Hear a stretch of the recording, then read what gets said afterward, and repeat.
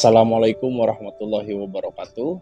Waalaikumsalam warahmatullahi wabarakatuh. Salam Om Swastiastu, Namo Buddhaya, salam kebajikan, salam rahayu, salam sejahtera bagi kita semua. Alhamdulillah bertemu lagi bersama kami di channel Pencari Jalan Pulang. Dan pada kesempatan kali ini kami berdua akan berdiskusi dan sharing mengenai pembahasan yang akan kita bahas, yaitu semua agama itu sama. Seperti yang kita ketahui di negara kita ada beberapa agama yaitu Hindu, Buddha, Nasrani, Islam, dengan berbagai merek agama yang berbeda. Namun pada hakikatnya agama itu semuanya sama. Mungkin di sini saya akan berdiskusi langsung dengan Bang Teja mengenai judul yang atau pembahasan yang akan kita bahas di video kali ini. Mungkin bagaimana menurut sudut pandang dari Bang Teja mengenai judul yang sedang kita bahas di video kali ini. Silahkan Bang Teja. Alhamdulillah, terima kasih Bang Denny atas waktu dan kesempatannya berkaitan dengan materi yang berjudul semua agama itu sama. Bahwa semua agama itu sama, yang membedakan itu hanya syariatnya saja, hanya sudut pandang saja. Kalau kita telah menyentuh hakiki dari agama itu, isi inti dari agama itu, maka tak ada beda dengan agama yang lain. Terkecuali kalau kita memahami agama itu hanya sebatas akalnya saja, hanya sebatas luarannya saja, syariatnya saja, tidak sampai kepada inti agama itu sendiri, maka itu terjadi banyak sekali perbedaan, perspektif, sudut pandang, dan penilaian sebagaimana dengan akal relatif mereka, yang mana penilaian tersebut bergantung kepada pengetahuan masing-masing yang menilai.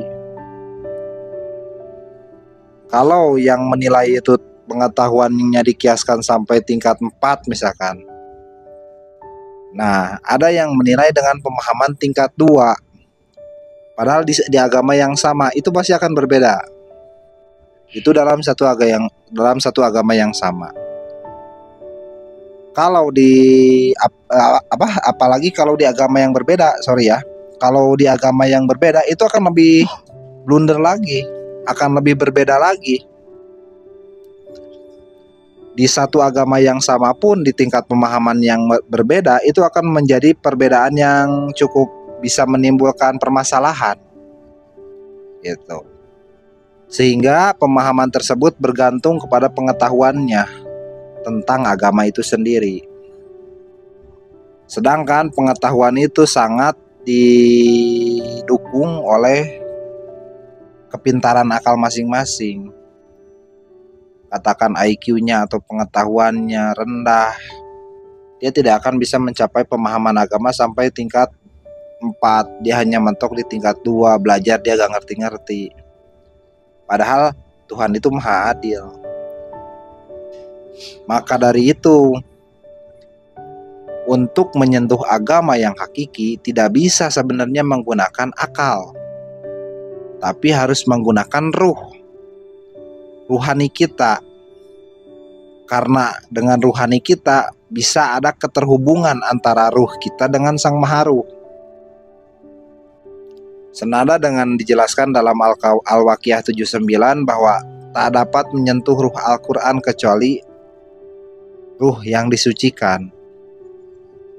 Jadi walaupun kita memahami, kita paham tafsir secara akaliah, itu tidak akan sampai ke tingkat pemahaman ruhaninya, hakikinya. Yang mana seperti kita ketahui bahwa dalam Al-Quran itu ada istilah tafsir yang muhkamat dan ada yang mutasabiat. Yang mutasabiat itu harus golongan ulil albab gitu ya. gitu kan. Dan ulil albab yang dipahami oleh syariat hanyalah cendekiawan muslim. Padahal di samping itu ruhaninya yang telah menyentuh Al-Quran sehingga dia memiliki makna dari Al-Quran itu sendiri. Nah, bagaimana cara orang-orang memahami agamanya? Supaya kita benar-benar paham atas agama itu, maka kita harus kenal kepada pencipta agamanya. Yang mana pencipta agamanya itu hanya satu. Agamanya saja yang banyak.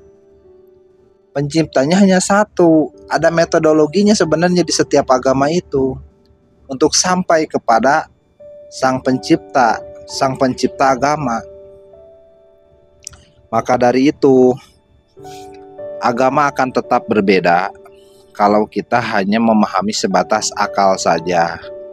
Namun akan berbeda ceritanya apabila kita paham secara hakikinya, paham ruh kita sampai menyentuh ruh Al-Quran itu sendiri. Yang mana untuk bisa ruh kita bisa menyentuh Al-Quran itu ya satu-satunya dengan metodologi pembelajaran ruh, jalan pembelajaran kerohanian. Yang mana itu ada dalam ilmu tarekat kalau dalam versi Islam. Kalau dalam versi agama yang lain pun sebenarnya ada metodologinya, semedinya ada. Ada di Islam ada baiat, di Kristen ada baptis gitu kan. Nah, cuman yang jadi masalah bagaimana kita mengetahui wasilahnya, sang pembawa wasilah itu. Karena ternyata pembawa wasilah itu ternyata diwariskan. Wasilah itu diwariskan secara terus-menerus sampai sekarang. Kita harus menemukan sang wasilah itu sebagaimana dalam Al-Maidah 35. Carilah jalan wasilah. Cari dan temukan. Apabila kita telah menemukan, barulah kita bisa berjuang wajah hidup fisabilihi. Seperti itu. Jadi intinya agama hakikinya sama. Syariat sudut pandangnya saja yang berbeda. Supaya kita bisa sampai ke tingkat kesamaan tersebut, kita harus mengenal inti dari agama. Cara mengenal inti dari agama yaitu mengenali pencipta agama. Untuk mengenali pencipta agama ada jalan dan caranya, ada rukun syaratnya, ada metodologinya. Gitu. Mungkin gitu, Bang. Jadi jika kita berpikir sempit, mungkin akan menilai bahwa agama itu berbeda-beda dan merasa paling benar sendiri. Ya, merasa betul. Paling agama saya ini yang paling benar, agama saya ini yang paling betul-betul akan mengantarkan ke surga. Mungkin Betul. jika berpandangan sempit akan demikian.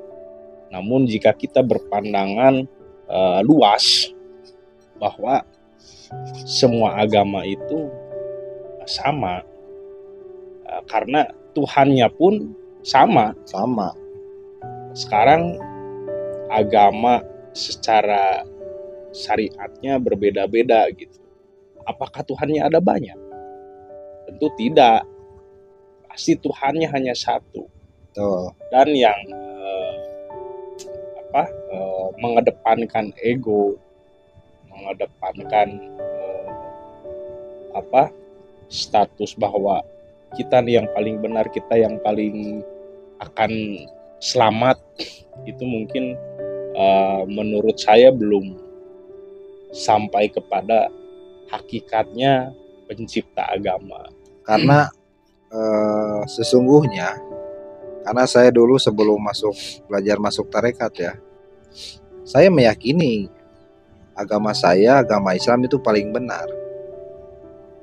Tapi saya juga mengakui bahwa saya tidak punya kepastian apakah setelah saya mati akan selamat atau tidak. Gitu.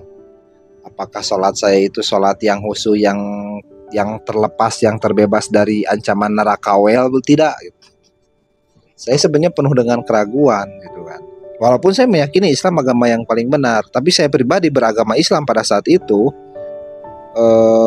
belum mencapai keyakinan seperti hakul yakin sampai meyakini bahwa saya itu yang benar-benar paling benar. Buktinya apa? begitu saya ditanya orang, kalau gitu kamu siap mati nggak? Gitu kan. Ya walau alam kata, karena saya juga gak yakin gitu apakah sudah mendapatkan rahmatnya atau tidak. Sedangkan dalam ilmu tasawuf itu sampai dikiaskan bahwa kita itu tahu indikator kita sholat diterima atau tidak, tahu sholat kita nyambung atau tidak, dan itu yang harus saya buktikan dulu tuh. Ya. Saya harus belajar gitu kan, saya harus tahu gitu kan. Ternyata ada advance-nya lagi. Ya. Setelah syariat ada tarekat, ada hakikat, ada ma'rifat gitu. Syariat itu relatif, hakikat itu mutlak. Syariatnya untuk ke tarekat itu adalah syariatnya untuk ke hakikat, maksudnya syariat ke hakikat itu adalah tarekat. Tarekat itulah ilmu pembelajaran kita mengenal pencipta agama gitu. Makanya di sini saya lebih menekankan untuk belajar agama, kalau yang lebih serius itu dengan belajar kitab thariqah. Gak ada salahnya selama kita hayat masih di kandung badan untuk mencoba mengetahui, untuk membuktikan, karena berdasarkan pengalaman saya seperti itu. Ya. Bukankah saya dari dulu nyari-nyari Tuhan, tapi ada jalan untuk mengenal Tuhan, kenapa gak saya coba ya? Nah seperti itu bang. Ya. Saya tuh dulu tuh akhirnya ya saya coba dan ternyata alhamdulillah gitu kan. Semua yang diceritakan oleh ilmu-ilmu tasawuf, buku-buku tasawuf kayak Imam Ghazali seperti itu tuh saya merasakan ruhnya gitu. Ya. Saya empirisnya terasa gitu kan. Oh ternyata ada ilmu yang lebih dalam lagi daripada fikih kemarin gitu kan. Inilah ilmu tarekat itu gitu. Mungkin intinya seperti itu bang. Ya, mungkin saya juga ingin bercerita sedikit masalah dulu ya, sebelum saya belajar di thariqah gitu. Saya menjalankan rajin beribadah gitu, katakan syariat beragama saya rajin gitu, karena awalnya saya berpikir oh ini loh, dengan kita rajin beribadah, dengan kita rajin melaksanakan syariat agama itu akan menyelamatkan kita. Mungkin saya masih berpikir gitu dulu. Dan di balik itu ada sesuatu yang saya takutkan sebetulnya. Saya takut akan kematian. Jadi saya mulai mendalami itu masalah syariat agama. Karena saya belum tahu ada yang lebih inti lagi gitu di dalam beragama itu. Namun setelah saya belajar gitu di ilmu tasawuf, thariqah, setelah saya jalani gitu dan banyak pengalaman empiris yang saya rasakan gitu di dalam menjalani thariqah ini, rasanya beda ya, kayak nggak kayak dulu gitu. Dulu tuh saya beribadah, melaksanakan syariat agama dan sebagainya itu, saya sadari ada something gitu, bahwa saya tuh melakukan itu karena saya itu takut mati, takut saya tidak selamat, takut saya masuk neraka gitu. Tapi setelah saya menjalani di sini, loh kok beda ya rasanya, lebih tenang gitu, lebih malah kalau misalkan besok atau sekarang pun mati, besok lusa atau sekarang pun mati, saya siap gitu. Kenapa ya? Nggak kayak dulu rasanya gitu. Nah, mungkin itu Bang Teja. Nggak ada kekhawatiran ya, terkait masalah kematian itu gitu. Jadi pengalaman empiris kami gitu ya, begitu besok nanti atau kapanpun kita ditakdirkan untuk mati, ya kita siap gitu kan. Jadi kekhawatiran itu lebih terminimalisir lah ya. Betul. Jadi contoh aja, misalkan besok lusa saya mau seperti apa dan terjadi apa kepada diri saya siap menerima. Ya. Jadi lebih berserah ya, lebih Bang Denny. berserah. Lebih ya silakan deh Tuhan mau kasih saya jalan seperti apa, gimana Tuhan aja deh yang ngatur. Yang penting kita sudah berikhtiar ya. Malah kalau sekarang tuh lebih takut saya memilih. Saya pingin ini, saya pingin seperti ini, takutnya kenapa? Takut pilihan itu tuh pilihan nafsu saya, keinginan saya gitu, yang bisa malah menjerumuskan saya ke jurang yang lebih dalam lagi gitu, jauh dari Tuhan. Jadi kita gak berani memilih gitu ya. Betul. Jadi tetap bersyariat, berikhtiar gitu kan. Sisanya biar Tuhan yang menentukan. Betul. Gitu. Memang karena salah satu logikanya yang membuat kita takut mati itu karena apa? Karena kita berat meninggalkan dunia. Di dalam dunia itu ada cinta kepada dunia, kepada anak, kepada istri, kepada harta benda. Itulah yang membuat seseorang akan takut, akan berat meninggalkan dunianya. Dan mereka tidak tahu apa yang akan mereka hadapi setelah kematian tersebut. Itulah yang membuat orang-orang takut akan kematian. Tapi kok pelaku-pelaku tasawuf, terutama di dalam tarekat yang waris gitu kan, yang sudah aku yakin terutama gitu kan, mereka tidak takut akan kematian gitu. Tapi bukan berarti mereka menunggu bunuh diri atau apa, bukan. Jadi mereka berserah aja gitu, jalani saja gitu kan. Tuhan yang menentukan, bukan saya gitu kan. Disitulah kita mendapatkan ketenangan batinnya di situ gitu. Salah satunya kita mendapat ketenangan batin gitu kan. Apapun yang akan terjadi sudah tentu itu keputusan Tuhan. Yang jelas kita hanya bisa bersyariat gitu kan. Nah itulah yang luar biasanya, salah satu yang luar biasa dari pembelajaran kami ya di dalam tarekat itu gitu kan. Berbicara lagi mengenai semua agama itu sama, kalau menurut saya gitu, sudahlah ya, meskipun kita berbeda agama, kita berbeda keyakinan, janganlah saling menjelekkan, jangan saling menyudutkan, apalagi sampai adanya tindakan yang melanggar hukum di dalam hanya karena perbedaan keyakinan dan agama masing-masing yang ingin merasa benar sendiri. Sudahlah, padahal keyakinan itu belum bisa mereka buktikan. Sebenarnya mereka berdebat atas keyakinan yang sesuatu keyakinan itu belum bisa mereka buktikan sendiri. Jadi debat kusir lah ibaratnya gitu kan. Alangkah lebih baiknya kita introspeksi saja pada diri masing-masing ya. Kita fokus saja pada keyakinan kita masing-masing. Kita sadari keyakinan kita ini sudah benar apa belum gitu. Senada dengan pembelajaran yang guru kita sampaikan bahwa kalau kamu memilih lawan itu orang lain atau saudara kamu sendiri atau orang lain, kamu salah lawan. Betul. Bahwa lawanmu yang sesungguhnya adalah dirimu sendiri. Katanya seperti itu kata guru saya tuh menyampaikan. Makanya luar biasa sekali sih pembelajaran di sini. Yang menjadi sulitnya dalam beradaptasi di ilmu tarekat tasawuf ini tuh memang ya satu-satunya yang paling utama itu apa? Melawan diri. Gitu. Diri kita yang bergejolak, nafsu kita yang bergejolak, yang ingin merangkak gitu loh.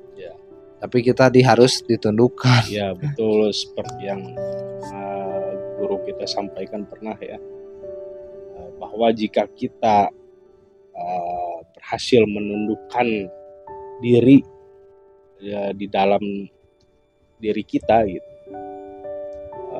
bahwa alam semesta pun nanti akan tunduk kepada kita gitu. Akan menyantuni dan itu saya tertarik dengan cerita wali yang seorang pemuda yang berguru, mencari guru ke seorang wali gitu. Dikisahkan si pemuda ini mencari guru dan akhirnya bertemu si guru ini, rumahnya di tengah-tengah padang pasir gitu kan. Dan pada saat si pemuda tersebut menghampiri rumahnya, dia mendapati si calon gurunya ini sedang mengaji. Namun di dalam bacaan Al-Qur'annya tidak fasih gitu. Dan si pemuda tersebut dia mengurungkan diri untuk belajar. Dia dalam hatinya berkata gini katanya, kok guru yang mau saya mau belajar ke guru ini kok bacaan Al-Qur'annya belum fasih gitu. Bagaimana saya mau berguru kepada beliau dan bagaimana beliau harus menjadi seorang guru jika bacaannya belum fasih. Dan akhirnya si pemuda tersebut pulanglah, mengurungkan diri untuk belajar kepada si guru tersebut. Dan setelah keluar dari rumahnya, di luar itu si pemuda tersebut sudah dihadang oleh singa gitu kan. Dan si pemuda tersebut teriak sekencang-kencangnya, dan akhirnya si guru yang sedang ngaji tersebut keluar dia. Dan ketika keluar,